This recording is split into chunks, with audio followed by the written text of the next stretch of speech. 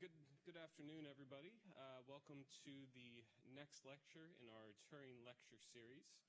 I'm very excited today to welcome Ben Shneiderman from the University of Maryland, who will be telling us a bit about algorithmic accountability. And also let me welcome you to the British Library and the Alan Turing Institute.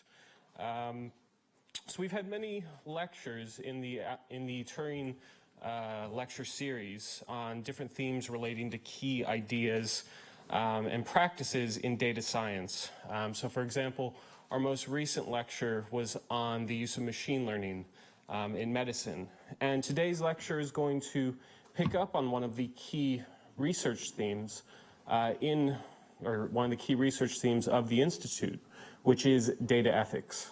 Algorithmic accountability is an extremely important topic within data ethics, and we're very excited that Ben is going to tell us a bit about it.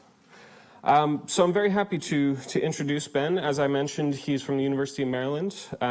He's a distinguished professor in the Department of Computer Science. He's an expert in human-computer interaction, user interface design, information visualization, and social media. He is also the founding director of the Human-Computer Interaction Laboratory and a member of the Institute for Advanced Computer Studies, again at the University of Maryland. Ben is the lead author of Designing the User Interface Strategies for Effective Human-Computer Interaction, now in its 6th edition. Ben is also a fellow of the American Association for the Advancement of Science, the Association for Computing, the IEEE, and the National Academy of Inventors, and is a member of the National Academy of Engineering in recognition of his pioneering contributions to human-computer interaction and information visualization. His key contributions include the direct manipulation concept, clickable highlighted web links, touchscreen keyboards, dynamic query sliders, development of tree maps, and countless others. I'm sure he will tell us about the relevance of many of them to algorithmic accountability today. So his talk today is going to address algorithmic accountability and how to design for safety, and it will be based on his very impressive background in human-computer interaction and data visualization, which is extremely relevant to ensuring that algorithms and algorithmic systems are accountable and safe. So Ben, it's a great pleasure to welcome you. Great, thank you.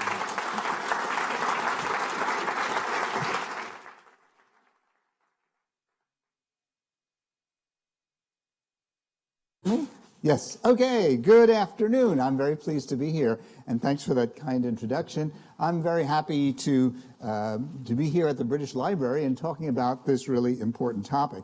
As Brent mentioned, my background is in traditional computer science, doing database and file design optimization techniques, but in my career I become, I like to say, 20% of an experimental psychologist in studying the way people use computers. And that's led to the formation of the now 34-year-old Human-Computer Interaction Lab at the University of Maryland, an interdisciplinary collaboration between computer science and the rapidly growing iSchool, and involves partners in many other disciplines, including the wonderfully titled Maryland Institute for Technology and the Humanities, MITH. If you visit our website, there are 800 technical reports, 200 videos, 200 projects, and so on. So this visit here is part of a book tour for the recently published book, The New ABCs of Research, from Oxford University Press. And it is, in a sense, a summary of the perspective of what research should be like. In my career, and I'm going to talk about some of those examples, the best results came when our group was working on a real problem with real practitioners, and we took a theoretical approach.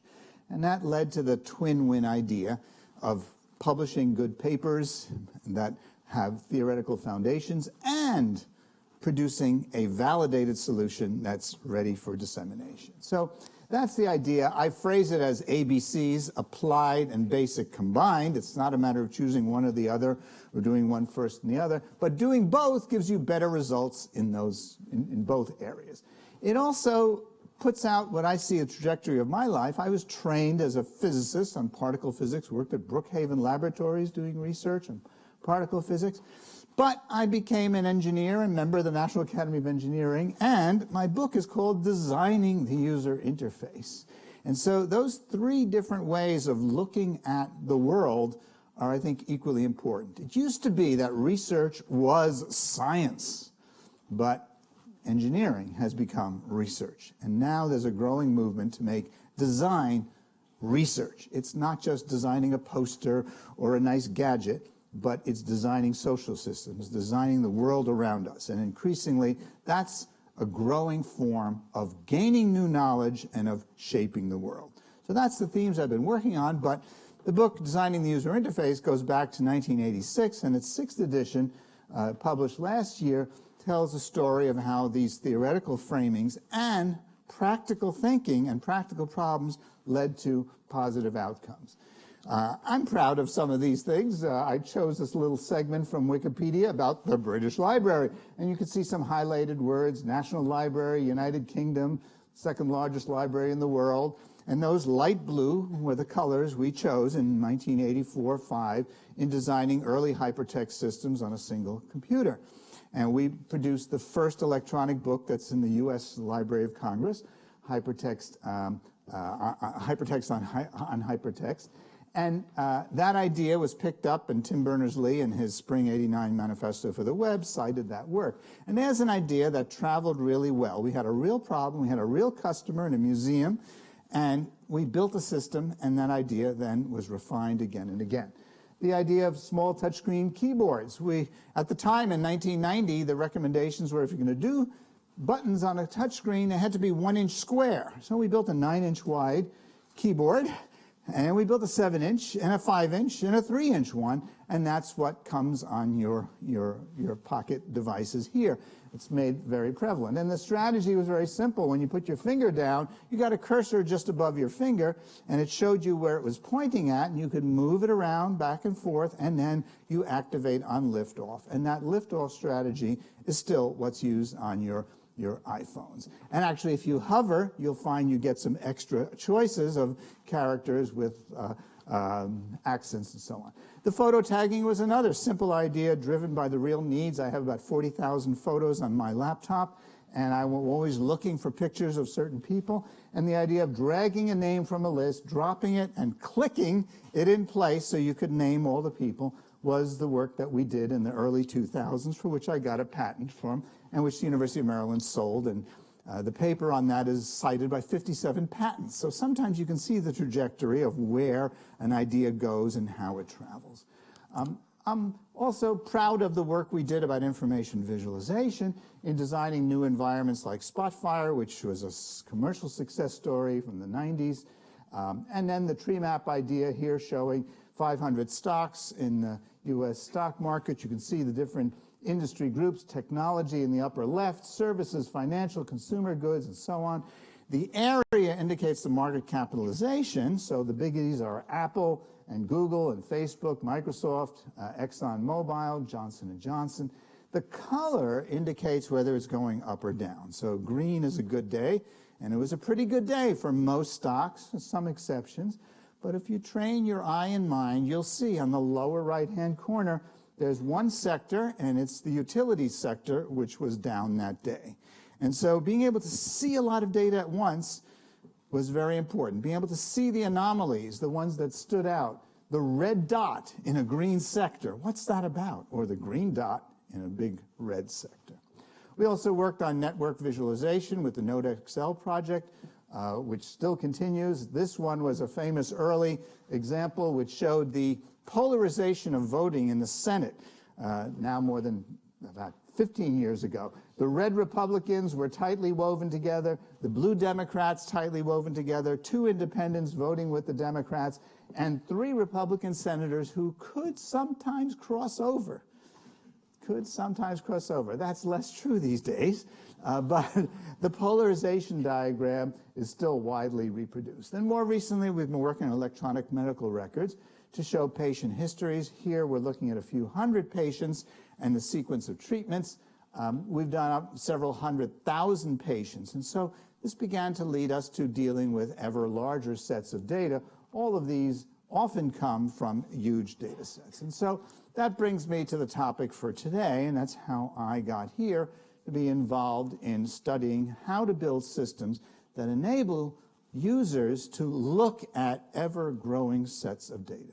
And there are ever-growing sets from the web, from customer histories, from your mobile devices, from the growing Internet of Things, from social media. The vast amounts of data are really quite remarkable. For the first time in history, much of what we do is online. And for the first time in history, we are beginning to have the tools to cope with this remarkable amount of data. Now, surprisingly, the story of big data, or data science, is often told in a negative way about the torrent, the flood, the deluge, the tsunami of data, and that we're drowning in data. This seems curious to me because I believe that data is wonderful. Data, the flow of data, will irrigate our thinking and nurture the creative output for us to see the world in a better way, to understand the processes that influence us. So I'm here in a very positive way. I want to see big data, I want to see powerful technologies put to work to promote positive outcomes for people. Indeed, we have serious problems in our time of healthcare delivery, of energy sustainability, of environmental protection, of community safety, of cybersecurity, and of course of keeping British Airways planes flying. All those things are really important, and we need much more effective ways of dealing with big data, and that has been noticed by many people. And I trace back in the US to the 5-year-old White House press release, 3 pages, that described the new initiative on big data.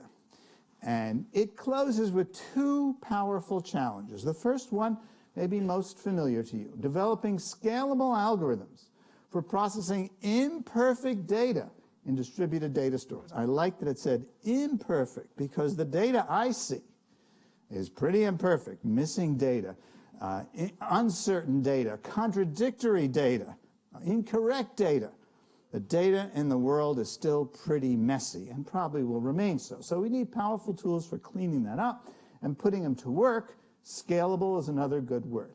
But I really like the second challenge: creating effective human-computer interaction tools. Tools will be my word here, for facilitating rapidly customizable visual reasoning for diverse missions. Okay, this was a clear assertion of the importance of developing the technologies that will allow a user, a human operator, or a supervisor, a manager, a clinician, a researcher, people who look at not just their own data, but ever larger circles of data, that they can understand that the data quality is good, and that the processes of using it, and understand why it happened. Now, cause and effect is really difficult, okay? We won't go there, but to be able to look at the data and see the patterns, the clusters, the gaps, the outliers, the anomalies, is really very powerful. And that's why I became such a fan of visualization, because it gave a clear message about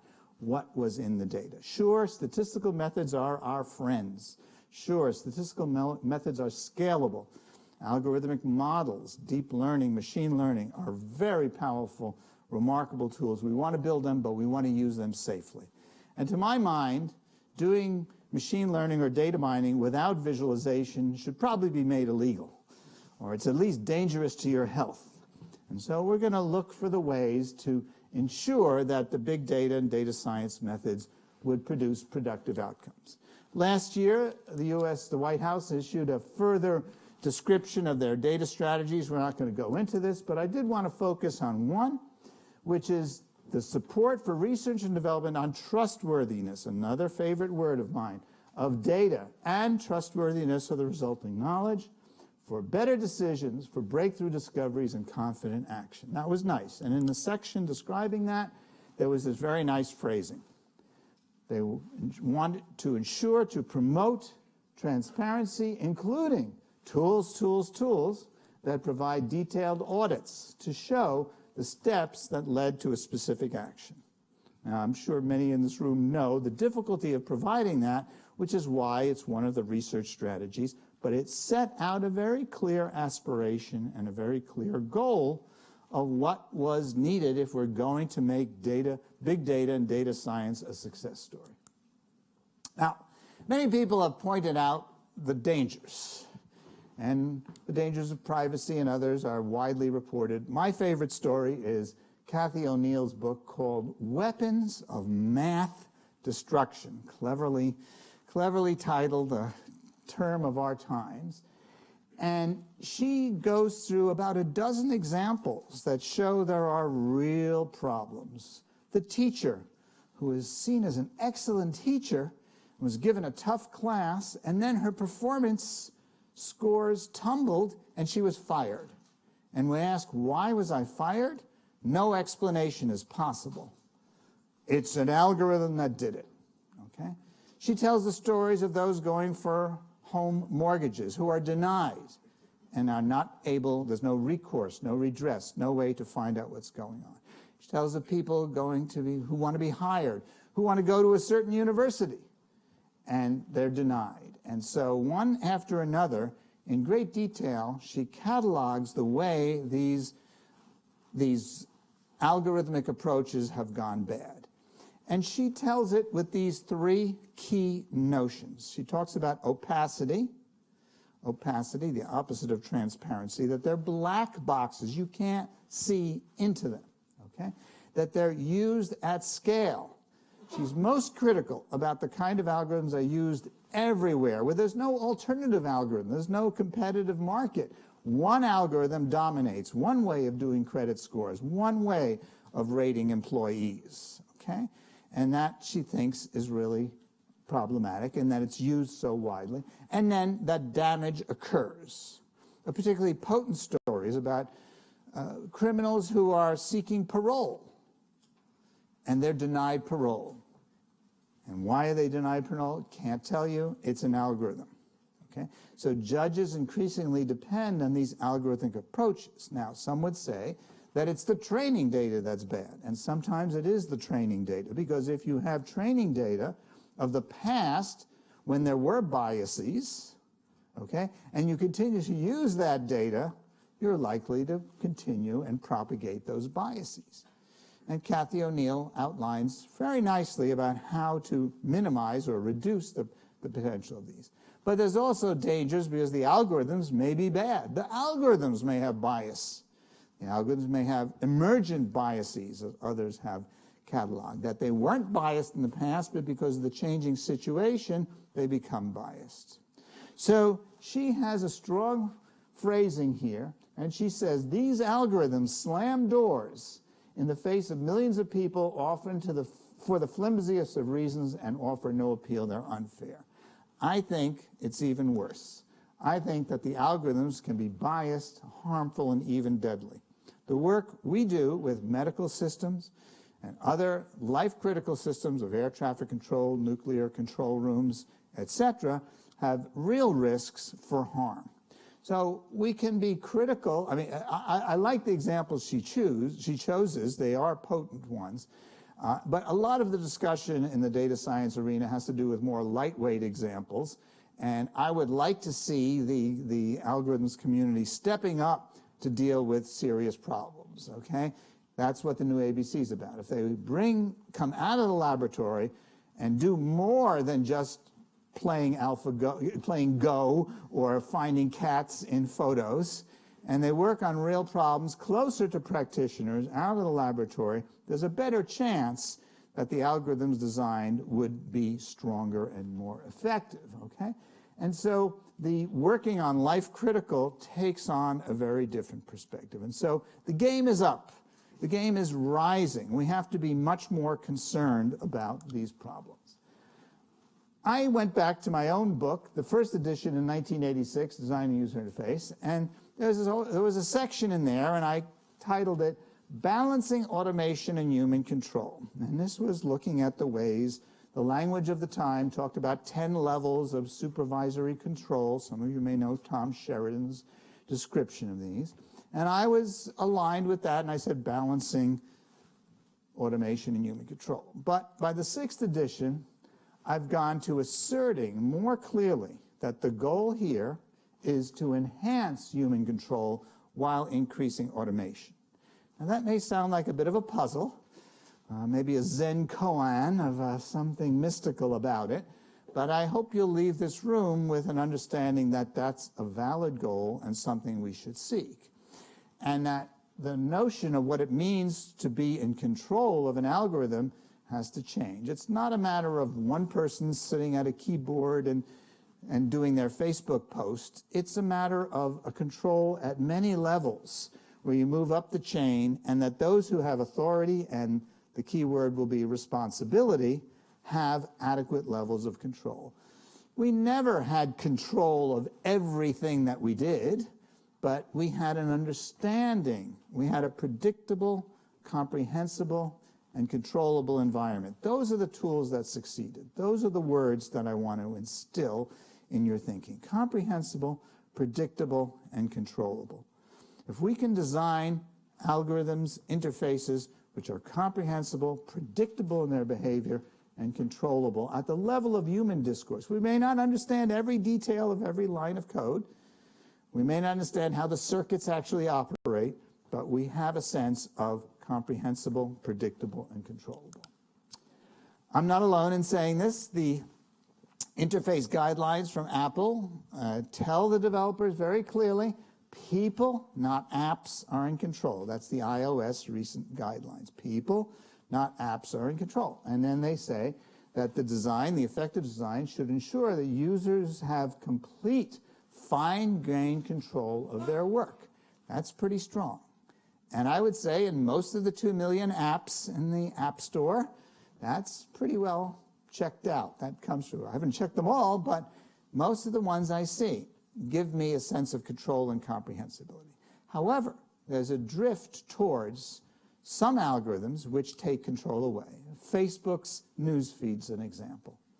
You no longer are certain what's going on. You don't have control over it. It's not predictable in its behavior. If I want to know what my daughters have written, I'm not sure I'm going to get all their posts.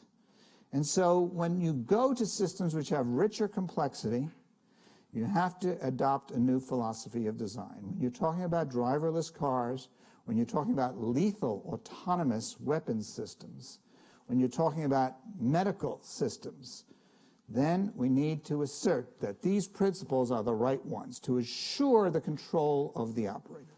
Okay? And the key word, the takeaway message from this talk is responsibility is the guide to clarifying the design of systems. Okay? That if you ensure that the operator or their managers above have responsibility, then you're doing better. But remember, the current designs don't have this feature. They're a deception. Many designs suggest that computers are our partners, or they're intelligent or smart. We're collaborating. But no, it's not true, because the human operator has responsibility, but the machine does not. Okay? Machines have no responsibility. And in fact, the contracts for software still have clauses that say hold harmless. That even the designers and operators and managers will be held harmless, or the software is delivered as is. So we are now in a dangerous situation where some would say we have computers as our partners, but they're not partners because you cannot rely, they're not responsible. Okay? So we have to get past the 50-year adolescence of the software field and move on to a place where responsibility is accepted, where the contracts change. For other kind of equipment, from machinery and aircraft and other equipment, the manufacturers are responsible. Liability is covered. Okay, we still have this unusual problem that in the software field, hold harmless and as is are still the terms of contract. Okay, so that's going to have to change. So how do we address responsibility? Well, the USACM and the European, actually last Friday, endorsed the original one. This statement of principles for algorithmic transparent accountability, we'll look at them in a little more detail, those 7. But I just want to show you it's just a 2-page document, and we're going to go through the parts that matter here, suggesting that there is a way forward. Okay? I'm happy this has happened. but I'm not happy enough. Okay, we're going to take a look more closely at this movement. The Royal Statistical Society has endorsed this, and we see a growing movement of European, UK, and other players who are seeing this as a way forward. So the first one says awareness. Owners, designers, builders, users, and other stakeholders should be aware of possible biases and harms. Yes, that's good. But I've highlighted should be, to me, as a rather vague phrase. How do they know when they are aware? Who checks that they are aware? What happens if they're not aware? What damages do they pay? Where are they responsible? Second, access and redress. Good principle. Regulators should adopt mechanisms that enable questioning and redress. Not easy to do, but still a worthwhile goal. And should is not enough of a statement for me to clarify that if I'm a designer or a developer or a regulator, I know when I've done an adequate job. Accountability. Institutions should be held responsible. There's my favorite word, responsible. Even if it's not feasible to explain how the algorithms produce results. Actually, this one really troubles me. Even if it's not feasible to explain, well, if it's not feasible to explain, then you should throw it out. Okay? It's that strong. Okay? If you can't build a system in which explanations are possible, don't use it. It's too dangerous. Number 4, explanations. System and institutions that use algorithmic decision-making are encouraged to produce explanations. Well, nice that they're encouraged, but do they have to do this? And how do they know if they've done an adequate job? I'm into a situation where people who work and produce valuable and life-critical software should know they've done a good job and they've done what's up to the standards. Every other field of engineering has principles and guidelines, and we should have these things as well. Number 5, data provenance. Algorithm builders should maintain a description. Okay, should maintain a description of how the training data was collected. Where do they maintain it? Is it open for public view? Does it require a subpoena to get it? What's going on? What's the format of the way they record this information? Is it machine readable? We don't know. So there's a lot of work to be done. Again, I want to repeat, these are positive first steps, and maybe they open the door for many of you for your research projects to make these things more of a reality. Number 6, auditability. Models, algorithms, data, and decisions should be recorded so that they can be audited. Okay, what format are they recorded in?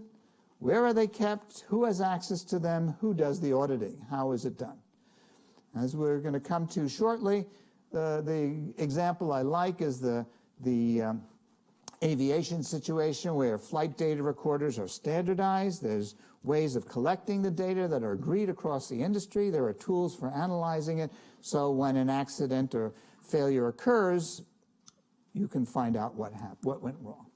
Finally, validation and testing. Institutions should use rigorous methods to validate their models. Yes, we all agree, but I think you got my story by now. What do you mean by should be, and what do we mean by rigorous? Okay, so I return to my inspirational phrase that I keep meditating on, ensuring human control while increasing automation. And I've already suggested there's different kinds of human control, not just the control of the person sitting in front of a screen or using an algorithm, but control at multiple levels of an organization, of a government, and so on. And here is the key point of this talk and my recent essay in the Proceedings of the National Academy of Sciences that advocates for independent oversight. I became involved in studying independent oversight about 12 years ago as part of a National Academy's panel and looking for the ways for the Department of Homeland Security to protect privacy while fighting terrorism. Okay?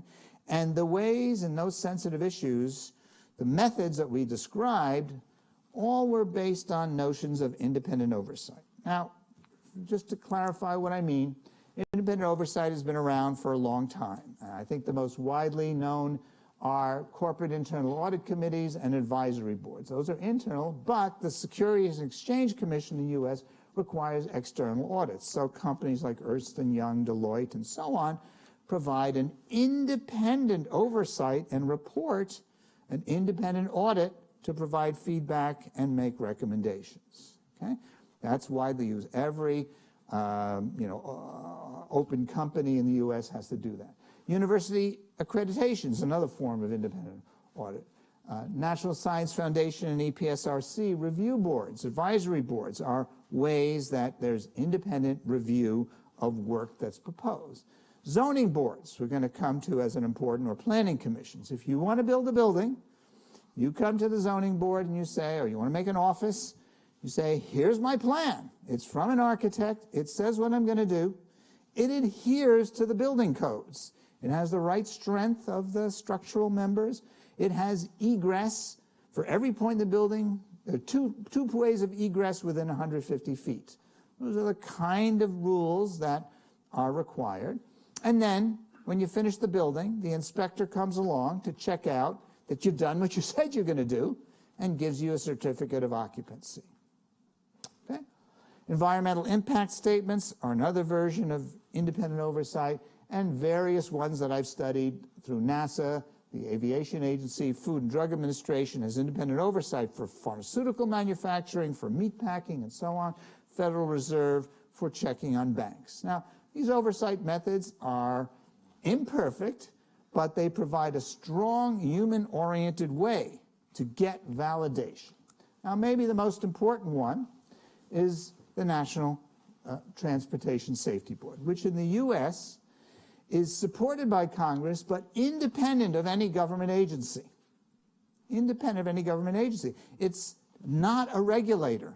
Its sole job is to investigate accidents and make a report. And you can read those reports online of every aviation crash or train crash or other significant accident that occurred. And what I'm proposing is a National Algorithm Safety Board. Okay? Now, I don't think that, if you're a researcher and you're writing an algorithm for your project, that doesn't come under this. So you're welcome to do that, okay? It's not on the way of Kathy O'Neill's scale. It's not big. But if you're a major company and you're about to put out a major algorithm, or you're a bank and you're going to change the way credit is assigned, I think it's appropriate that you come before the National Algorithm Safety Board and that there's a review. And that says you've done this in a reasonable way so that customers can get explanations, that it's safe, that it's been checked, it's been validated, all those 7 principles that we saw before. All right, and let me talk a little bit more about how this can happen. So there's 3 forms of independent oversight, and I think all 3 of them could be valuable. Planning oversight is very commonly used. Here's a planning board meeting in Lakewood, New Jersey.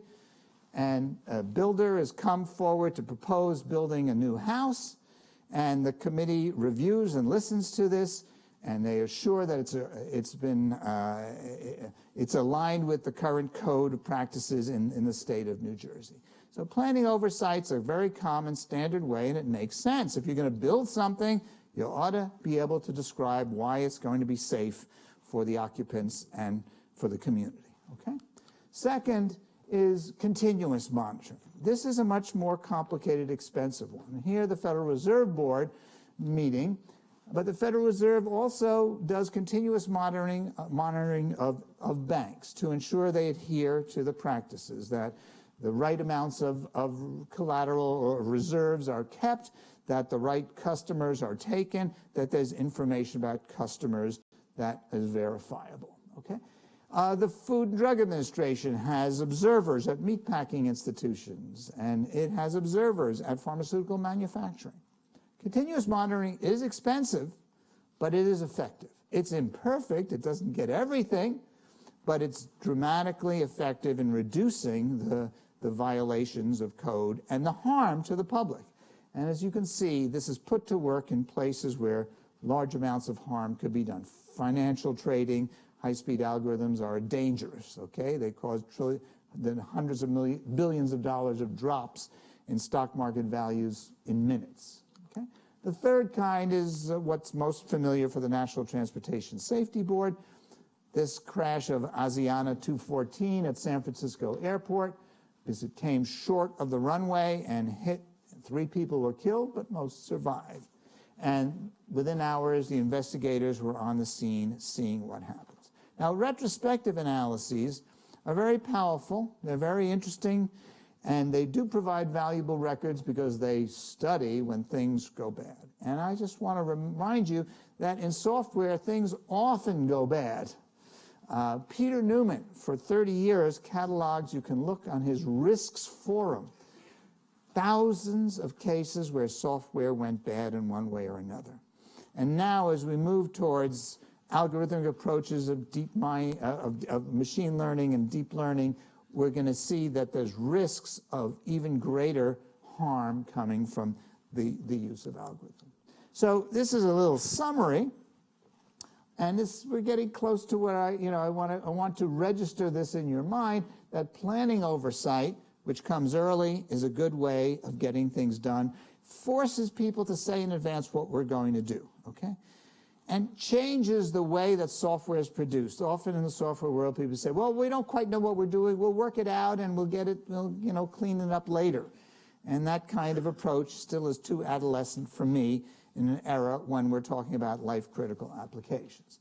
The second is the continuous monitoring, that while software is being used, there's continuous monitoring, and there would be software tools. The monitors would have rich, powerful tools, often visualization tools and user interfaces, to be able to do the continuous monitoring. And then the retrospective analysis of disasters. And the methods that the NTSB, the National Transportation Safety Board, are a good model to build on for a National Algorithm Safety Board. As I studied these methods of independent oversight, a number of issues arose. What is the degree of independence that's necessary? You want the people who are these overseers and viewers to have enough knowledge of what they're studying that they can make effective recommendations, but you don't want them to be so close to the people doing the work that they become friendly and sympathetic. So, for example, the Federal Reserve Board has rules about the overseers of banks have to rotate every few months, because if they stay too long, they get too friendly with the people they're supposed to be doing oversight. What kind of power do they have to subpoena information and people to get information that's relevant to their questions? And then what powers do they have to enforce the recommendations? If it's just a report and no one has to act on it and there's no consequences for failing to act on it, we don't quite have the kind of strong independent oversight that I'm looking for. The methods of independent oversight, there's lots of good histories to build on. There's lots of lessons to learn, but there will be new challenges in applying these for algorithms. So I return again to my thought here. How do we ensure human control while increasing automation? We have examples, little examples in your car. You have cruise control. And if you think of it, it's the word control. Cruise control lets you maintain the speed you want. When you turn a left turn signal, there's about 16 operations you invoke. You have better control over those. If you had to do them each individually, you wouldn't be able to be in control. And increasingly, the set of things you can do as a user is going up because the levels of automation we have are going up. Now, so we want to build on that, and I think the best way is through a formal process, but a social and adversarial process that would be embodied in something like the National Algorithm Safety Board. And so I close here by saying the goal is to clarify responsibility so as to accelerate quality. I think that's the key thing. If we focus on responsibility for failures, then we will see better how to design so that the human users and their managers and supervisors going up the chain can actually say they're responsible for the actions of the systems they use. There are a set of issues here: independent oversight, open adversarial reviews; transparency, open up the black box; accountability, open failure reporting. This is tough. We don't usually do this. Errors are often hidden and buried. But in many fields, we have a growing culture of safety. In the medical worlds that we've studied, some hospitals have what they call a culture of safety. When they have independent oversight, when they expose and discuss the errors they make, and when they make offers to patients who have been harmed, then actually the quality of work goes up, the number of malpractice suits goes down, and the number of errors goes down. Open reporting really does work. The FAA in the US and around the world, similar agencies are also models of excellence because we have essentially a very safe air transportation system because it's open. Any participant, there's a website where they can report mistakes they made. And the reporting of errors and near misses produces a culture of safety that is, I think, virtuous. Then the liability has to shift so that no hold harmless clauses are still around. Now we move towards like most other fields, we produce quality goods that we as developers stand behind, and which if citizens or users are harmed, there is recourse. They can receive compensation for those failures. It's a strong change for the software industry, but it's an important one, and it gets us past our adolescence into a position of accepting responsibility. And that's my key takeaway message. Thank you. That's the story. Thank you.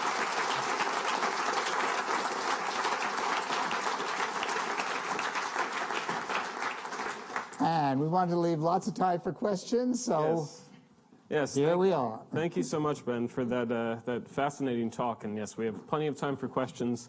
So yeah, we'll just get the table set up. And then what we'll do is I will take the opportunity to ask you a few questions of my own first, and then we'll open it up to the audience to ask your questions and to give your comments. So I want to start actually with essentially where you ended on the idea of a regulatory body, it's a national algorithm. Not regulatory.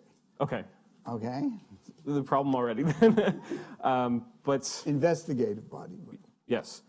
Do you think that, so if the idea is it would be an algorithmic safety board, do you think algorithms, or the idea of an algorithm, is actually a meaningful or tight enough group of technologies to be able to investigate with one board? Because you're talking about pulling together finance, health, infrastructure, all sorts of things. All right, there's a few things about the layers of abstraction. There are algorithms which sometimes you would see as a small and narrow thing. There is built into a program, built into a system, built into a complex system of systems. So we do have some real difficulties when any realistic system is combined from so many subsystems of attributing responsibility. The current language uses algorithm, and so I stuck with that.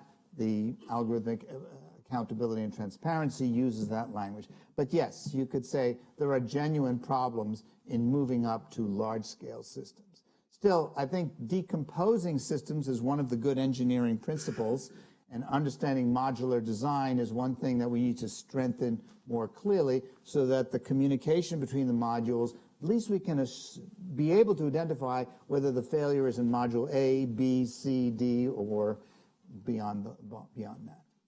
Okay. Okay. So modular design is one of the technical ways of responding to these issues. Mm-hmm. Okay. And do you think that that sort of board would be accepted by whoever would be subject to it?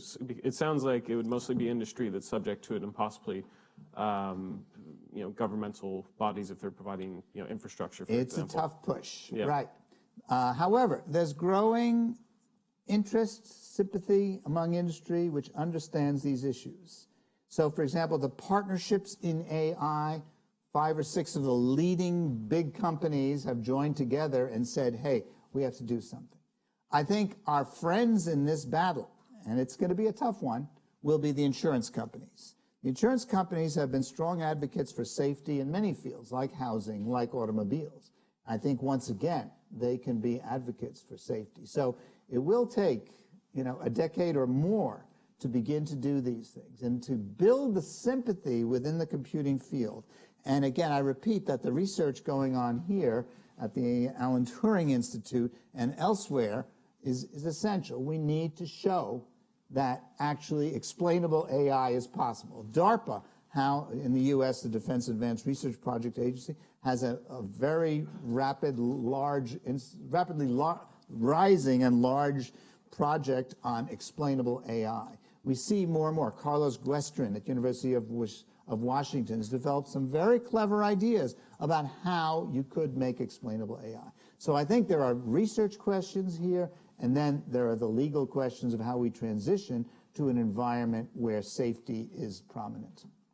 Well, yeah, I fully agree with your call for more research, more development of explainable algorithms. I think it's something that's not only coming from the technical side, where there's a very strong interest in it, but also from the regulatory and legal side as well. I noticed, to move on to sort of a different topic, I noticed that in your talk, one of the things that made it distinct from some other talks I've seen on algorithmic accountability or fairness in algorithms or transparency in algorithms is that you talk not just about unfair algorithms, but about dangerous ones, or actually about deadly ones. And so my question is, do you think that we need a different sort of investigatory approach or different sort of controls for, say, safety-critical algorithms versus ones that have maybe more mundane or harder to notice harms? Absolutely, yes. It also goes back to your earlier question, what about different industries? Isn't health different from education? Isn't it different from manufacturing? Yes, and there will be, as there are, building codes that are different for a private house or an apartment building or an office building or a road or other kind of structures. So I think that will be a nuanced development that happens over time. And yes, I agree. You certainly, when there's life critical, you're going to spend more time and effort, and the manufacturers will spend more in time and effort. But I think that's what's really necessary. Remember, we're in an age of proposing driverless cars, and the death last year of a Tesla driver, a non-driver, was tragic, and there will be failures. I believe in driverless cars. I believe in increasing the levels of automation, but I think we need to do it with the right degrees of safety and protection, and when that fails, liability. My liability lawyer friends tell me no new law is needed. The existing liability law would cover these kind of environments. So we need to take that as the expectation of society. So the transformation happens both from the industry, but from citizens, from journalists, from people who make the case here. I get very annoyed at journalists who, or maybe it's the headline writers. I'll save the journalists, because maybe there's some here, but the headline writers who turn an article about technology into saying the robots are coming, they're going to take your job, and AI triumphs again. Humanity has fewer places to spend. These are such misleading, counterproductive, and destructive uses of language. Computers are tools with no more intelligence than a wooden pencil. We need to design them effectively to empower people. And that's where I think we have to go, especially, as your question points out, when there are life-critical uses. So you mentioned the Tesla example. And I think that raises an interesting point where HCI can have a meaningful impact on making algorithms more accountable. And that you talked about it a bit, about how you can actually give meaningful control at different layers or at different levels. And so it seems that you could actually have an expectation that a developer gives meaningful control. For example, with Tesla Autopilot, that they're not just basing their idea of control or accountability on the legal definition of, say, the driver has the ability to take control of the car, so actually it's his responsibility for the crash.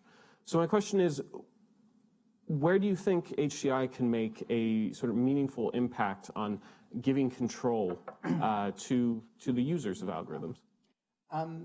I think there's creative research possibilities for HCI, but I think we have a set of principles in place. First of all, a visual display of the world of action that I call direct manipulation, that you can see where things are going and you can influence it in a clear way. Now, the Tesla situation's kind of interesting because in that case, in the Tesla user manual, it says drivers have to keep their hands on the wheel at all times. Okay. In fact, the state of New York is the only state requires you have two hands on the wheel at all times. It's kind of interesting. So we may want to change the rules about what it means to be driving. Is it one hand? Do you have to have one hand or two hands? And the degree of control is really important. Don Norman wrote a very nice article which talked about the user interface design for driverless cars. And he said it's not realistic to say that the car, when it runs into trouble, will signal the operator, the driver, to take over, because they have no insufficient situation awareness to be able to do that. So we may have to build much more rigorous controls. We may have to, if you want to get driverless cars, we may need to safer highways. We have to go all the way to change the highways. Elevators, okay? We have driverless elevators, right? Pretty well that works because it's in a closed environment and we can limit what happens in that environment. But getting on the road is a kind of open environment, and those are much more dangerous. So we may have to close the environment more and restrict who or what goes on the roads. We may see the first kind of driverless vehicles are, let's say, trucks, or a convoy of 6 trucks that work from exit 7 to exit 27 on an expressway with limited access, and only cars that have the right instrumentation are allowed on there. And only, the roads are well marked, it's right conditions, there are fences to prevent animals or others. So there may be more restrictions that we have to build into the environment, and richer sets of control. And I just want to repeat, the other level of control is that the manufacturer needs to know of every crash or near crash so that they can monitor, and they need to make that more visible and public. I know there are trade secret issues and competitive issues, but where possible, exposing what the manufacturer knows about the problem and studying the failures is really powerful. I was very impressed in our work with the FAA of how detailed study they make of misses and near misses, okay? That, these are really, really valuable data sources, and we don't have that in other fields. And it's something that's stuck in my mind from your talk. One of the many things that were very quotable or tweetable, we might say, is the comments about the 15-year-old mentality of software development. And you talk about liability as a legal solution to fix that, or at least to force developers to take more responsibility for their actions. I wonder on the other side, so that's the stick, but is there a carrot that can be offered as well? I mean, we've been trying to embed, say, ethical reflection into computer science courses for decades now. Is there anything that can be done differently that's not just a legal solution, something where it's an incentivization of responsibility? I was really impressed, and I didn't mention it in my slides here, but in the end of last year, a wonderful report from the IEEE was published called Ethically Aligned Design. It constituted the work of more than 200 people in about 20 different subcommittees that proposed a very inspirational set of rules about ethically aligned design. So you might want to take a look at that, but I think we can raise the expectations. I like your question. I don't have a complete answer. I think there's the positive encouragement for quality. I would say the stick of insurance companies and government intervention in the public is probably good. But I would say the young people I talk to who are writing code and making these systems, they really do want to do a good job. What they want to know is, what should I do? What should I do to satisfy, Ben Shneiderman, or to satisfy you that I've done the right job? They really want to know. So I do think it could be made to be a more positive outcome. Raising the expectations, pushing for quality, I think is a worthwhile direction. Okay, with that, I will open it up to the audience for questions. So are there any questions? I saw a hand over here. Gentleman in the white in front here. Yeah, I'll repeat the question. Yeah. There's a microphone coming. Oh. Okay, this is a question about symmetry.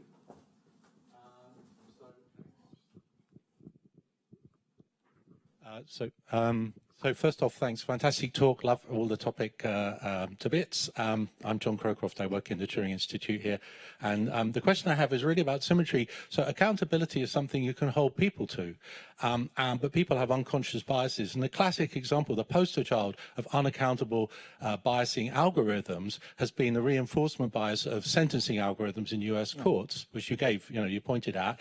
But of course, that propagates something that humans made an error for, but actually we can debias the algorithm and use it to hold humans accountable. So in a symmetric world, this could be something that goes both directions. And a colleague of mine, Christopher Miller, who's a professor of law in Queen Mary in London, has pointed out that he might actually prefer, if he does do something wrong, to be sentenced by an algorithm that checks when, that the human sentencing previously isn't biased. That when we do statistics, we see, people of color are arrested more, found guilty when they're not guilty more, and so on. So that's where the bias comes from. And people did all of that without the need of computers. So I just wonder if you think there's some way that we could think through how we play the opposite direction as we fix some of the very heinous problems we're creating with automatic decision making based on machine learning and statistics, whether that couldn't be something that improves the behavior of society as a whole as well. Your question is very well, and your point about sentencing really complements what I mentioned about granting parole. But the sentencing issue was widely reported. ProPublica's study of that was really an exceptional job. I would say for the algorithms community, there's one approach here. Jerry Leskovich and John Kleinberg made a very powerful study of 750,000 parole. Not parole. This was if a person's been arrested, should they be held in prison until their trial, or could they be let go? Of course, there's dangers on both sides. And their analysis showed, I think, an admirable way in which algorithmic approaches could actually make it better than human judgment. But I would say that that's a false dichotomy. And another problem I see in this sphere of discussion, so often, especially the journalists love this, is they're going to say, is it the algorithm or the human judge? One or the other, which is better? Okay? And it's kind of seems like a quaint thing, it's the race of a horse against an iron horse. It's that simple-minded thinking. It's that primitive. It's never, for me, about an algorithm versus a person. It's always about person one using algorithm one versus person two using algorithm two, okay? That is, you're always thinking about how to empower people using technology, okay? And the deceptive idea, the counterproductive idea of competition is pernicious. And that's why these thoughts, the chess playing and the Go playing, which pits a human against a machine, are not ways that we develop appropriate technologies. The way we develop appropriate technologies is by HCI, by studying what the user is doing, what are the requirements, how do we build a system that helps them perform better? And then we test them in the wild, looking at you, Yvonne Rogers, in the wild, so that we see them situated in the context of use, not in a laboratory, but get out there in the real world and see how that performs, and then build on that knowledge, okay? So I think that the strategies of HCI can be put to work in very productive ways. So the mind shifts I describe here are often more the legal and other ones, but I do thank you for the question, and my own strong belief in building tools that enable people to perform more effectively. And yes, I do want to remind and say, people are flawed also. The heuristics and biases communities, Kahneman, Tversky, and others have shown the flaws that people make in decision making.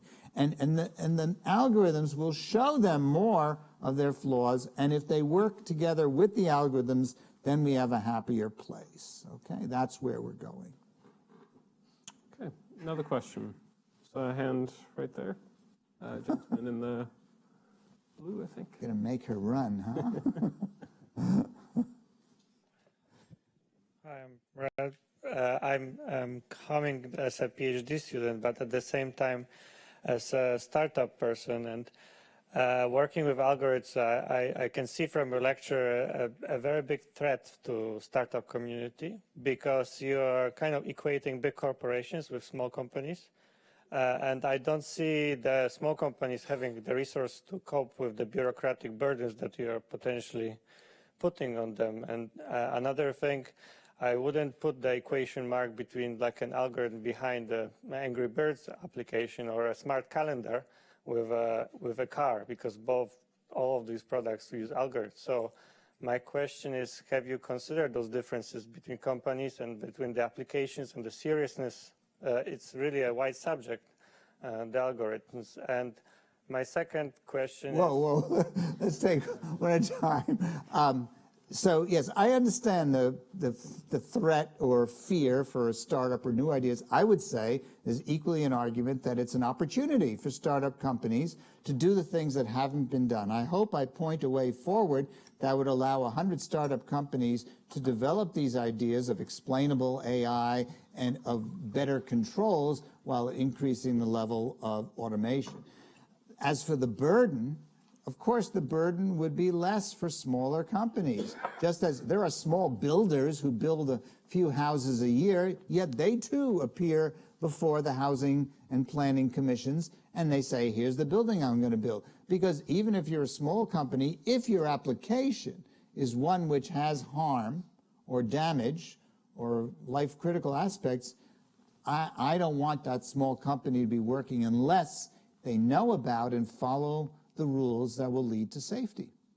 Your second question. Yeah, my final question. Yeah, it's about CE marking schemes. So I work also with automation of machines, and these are also things that quite can affect human health and well-being.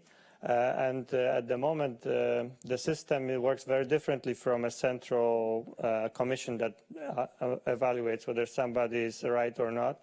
It works like the company basically prepares its own documents according to a simple set of rules that are available on the internet, and they don't even need to send it to any official. Those documents are only for internal use and in case of some failures or faults happening to people. So why would a commission be superior to this kind of approach, the decentralized? I agree. For very standard things, you could make very standard principles, online, validation that you're using these modular components and therefore you should be exempt from these, other rules. We have that in every field. Your concern's appropriate, but I think anyone who works seriously on these forms of investigation and also the regulation aspects is aware that you want to keep the burden light for small projects that don't have widespread impact. And you want to promote the idea of modular designs which are validated by others, and therefore you can use them safely. Modular homes are a different story than ones that are built. And I think as a community, we want safe homes to be built, right? I think we want to know that if we're buying a house, that the builder has agreed to the principles of fire safety and of construction standards that will allow it to withstand, whether you're in a flood district, better protection from floods. If you're in an earthquake district, better protection from earthquakes. If you're in, different situations require different conditions. Anyone who gets deeply into this is aware of the danger you're describing. Yes? I see a gentleman in the back who's very kindly holding his hand up. Okay. And then we'll go down to the Thank you. Asher Rospliosi, Brighton Business School. Nice to hear you speak again, Ben.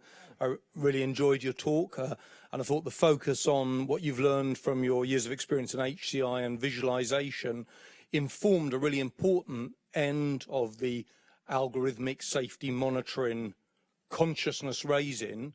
But I want to come from the other end. I teach in a business school, and we think a lot there about how big businesses use access to rich data sets to make increasingly profitable decisions, whether it's platforms like Airbnb or Uber, or let's take the example you gave of Facebook and whether we're able to understand whether or not we see our daughter's news updates.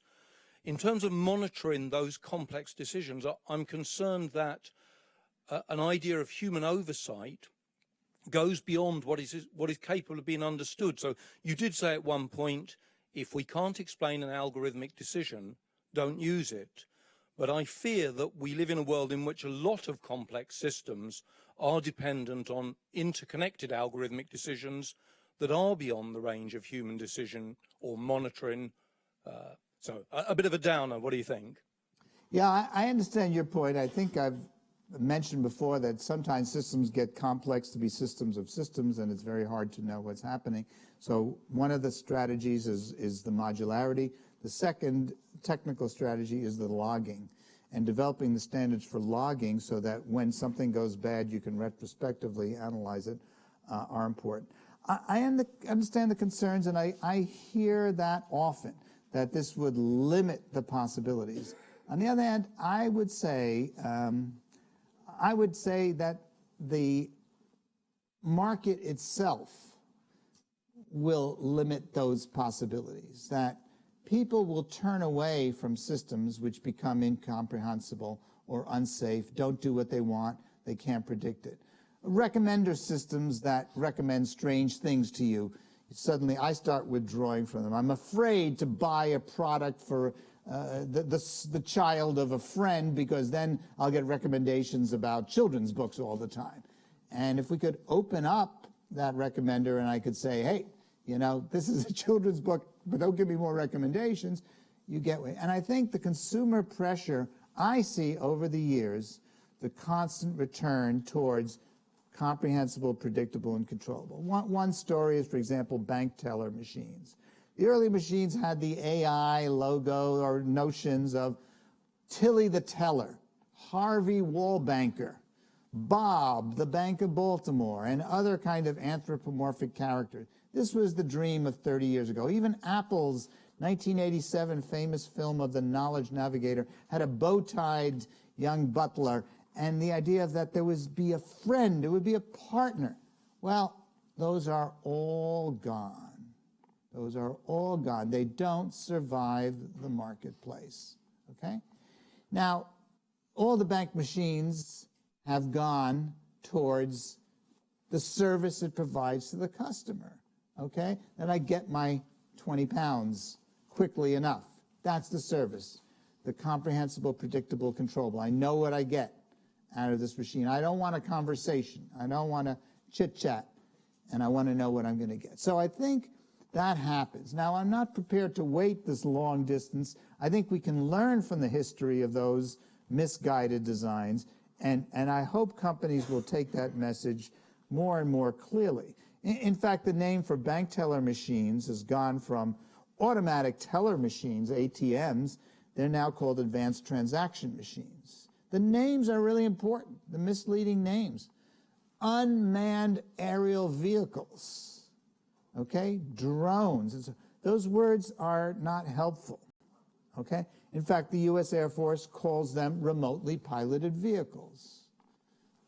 Again, asserting responsibility that there is a human operating. It's not just human in the loop, but human owns the loop, okay? And that, I believe, the future of technology will go more and more towards the direction of powerful tools, not smart, intelligent, and so on. So I'm hopeful that there's a positive.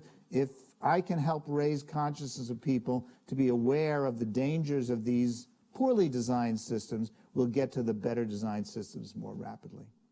Thank you, Esper. Here we go. I saw a quiet, persistent hand being raised over here. So it's your turn now. Thank you. I'm a human factor specialist from in air traffic control, and there seems to be a bit of a conflict, I think, in what you're saying in terms of you're fully supportive of fully unmanned or driverless cars, but we're emphasising tools. So is it reasonable for us to expect drivers to be monitoring driverless cars and having both hands on the steering wheel? Is that a reasonable thing to be asking drivers to do? Were you making some connection with air traffic control? Well, it's because in air traffic control, I am trying to persuade a lot of people that we won't get to that point. Yeah. We won't get to the point where you just have an air traffic controller watching a system, because it's not reasonable. Right. And I agree with if the algorithms are that complex that it's able to take into account all the things that the humans are doing, you'll end up emulating human error rather than getting rid of it. Just one comment about aviation. The reason we get on planes is because we know there are two pilots sitting up front. If they weren't sitting up front, I don't think I'd get on that plane. Okay, and I don't think you would either, right? Right? Okay, so if we come back to cars, I suggested that cars, I do see some opportunities for, and I think it'll take longer than the advocates believe, for us to get towards some uses of driverless cars. I think we have driverless trains in many airports. Those little shuttle trains run back and forth, and they do so quite reliably. They're monitored from a central place, but we don't really need an operator because those trains are in a closed situation where most things are predictable and there are very few errors that I know of in that kind of transportation. So I was suggesting that I would like to see, by the way, driverless cars on the Google campus, right? Let them put up a driverless car that shuttles people from one building to another, or the Microsoft campus. It's a large enough area that you need transportation to get around. They actually now have buses that drive people from one facility to another. But if they believe in it, then let them try it in that environment. And they will find, I think, that if you can control and limit the way that pedestrians get in the way that cats and dogs run across, the way that trees fall, the way, its use on a rainy or snowy day, I think they'll learn a lot about how to do it. I suggested also the controlled environment of an interstate highway in the U.S. where you have limited access, you control which cars get on, you don't just have any wild motorcycle driver getting on, only those that have the right instrumentation and are controlled, and then you can have a more reliable service. Is that? Well, it's how do we persuade people that that's the future rather than the fully automated, or if we've got to wait to let them see that's...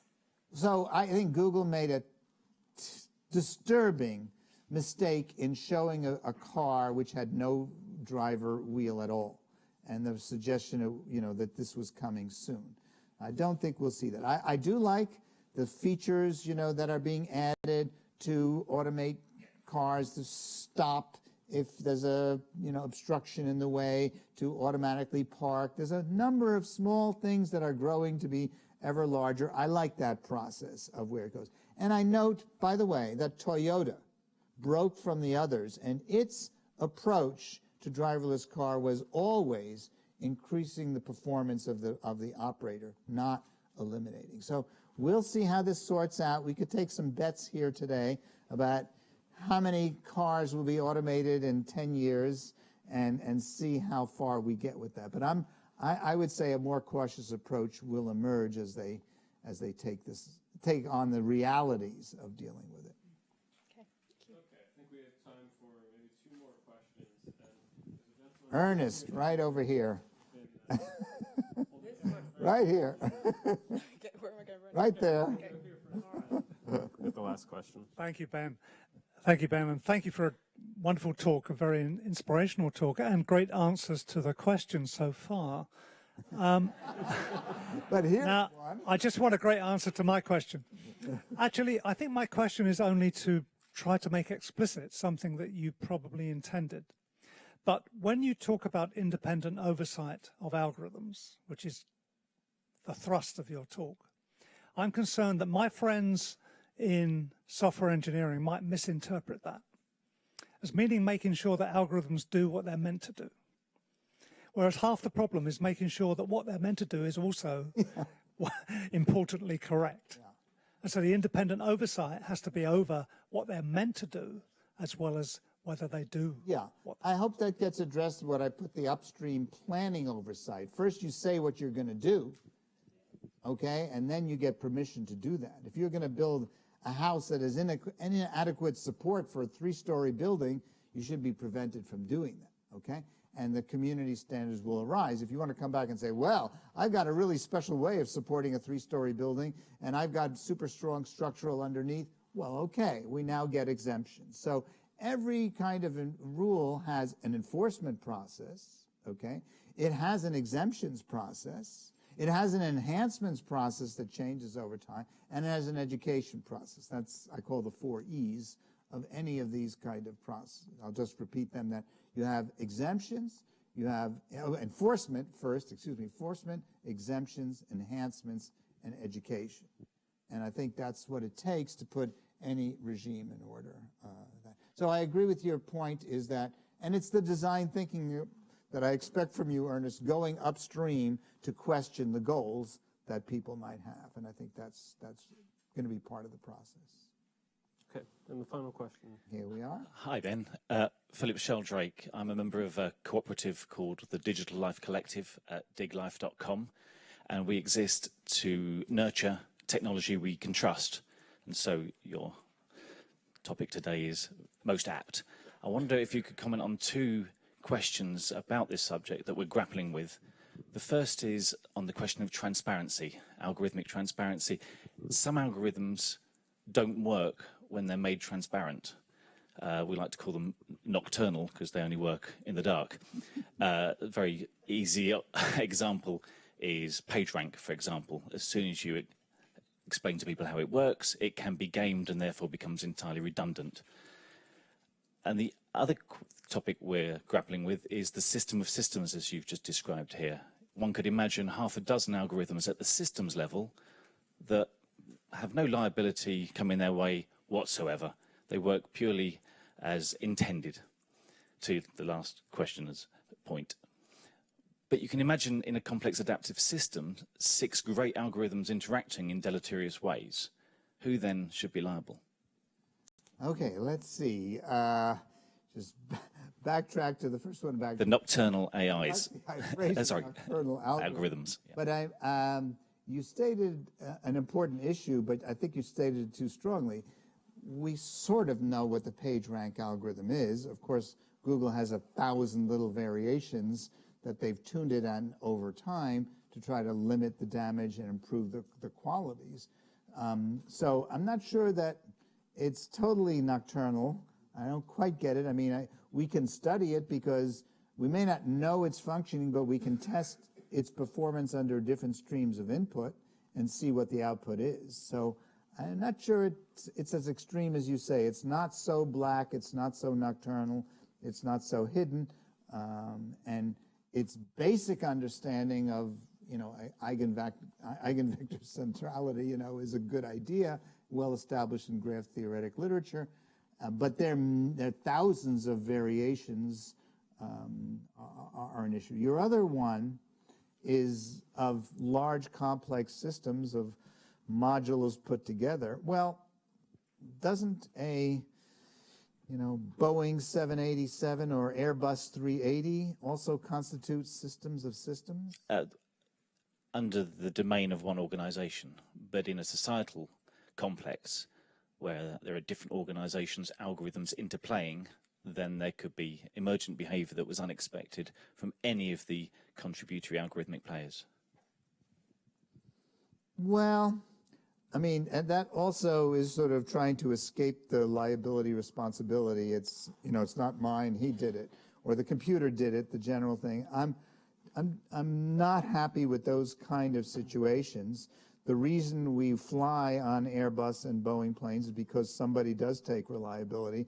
If somebody said, hey, I've got an open sourced airplane and we're going to open source and all these components will be built together, will be a lot cheaper. It's going to, everybody will contribute, will be updated continuously. I don't think I'm flying open source air flights. I think that those things are going to be interesting. Maybe they'll bring some novelty, but I don't think they're the place for life-critical or damaging systems. Okay, and I would say, on the other hand, what Kathy O'Neill is pointing to is the excessive centrality. There's a danger there where one company makes an algorithm that everybody uses for credit ranking.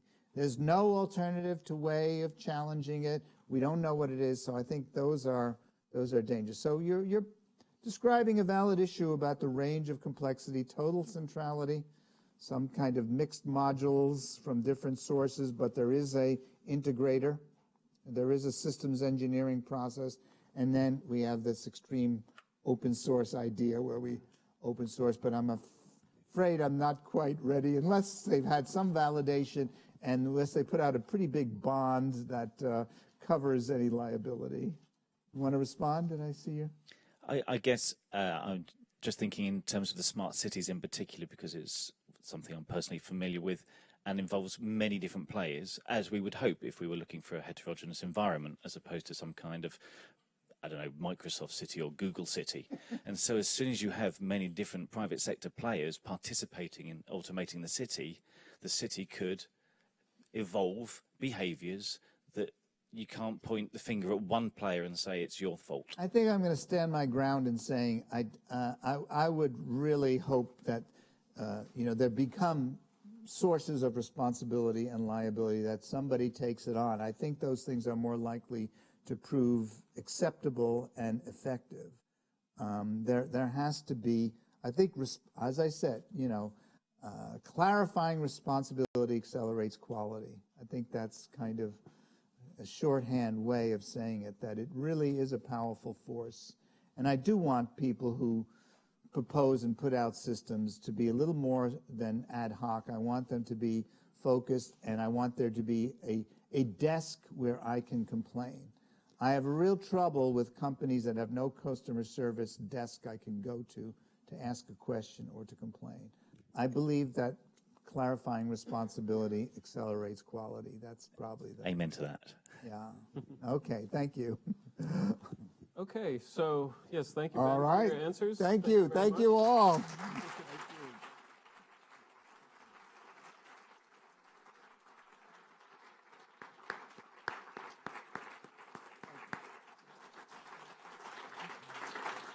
I'll be glad to stay and talk with people. Yeah, so just a couple things to mention on that front before we formally close.